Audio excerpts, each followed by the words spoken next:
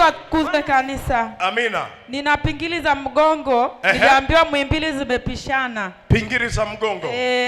Walikuwa wameshaniandikia kliniki na kama miaka 10, lakini leo ulivyokuwa unaomba nimesikia yani kama moto mgongoni. Unapita mgongoni. Zilikuwa zimeshasababisha mpaka miguu, yani mishipa yangu ya miguu kwenye magoti inakuwa shida kukunja, lakini sasa hivi najaribisha naona iko vizuri na sisikii maumivu. Uko vizuri. Hebu jaribisha kidogo tuone. Inama na kuinuka. Tayari. Ruka kidogo, ruka kidogo. Yesu Kristo ambaye akarabati maisha yako sasa hivi. Nipe mkono wote waliokuonea. Ni zamu yako ya kuwaonea.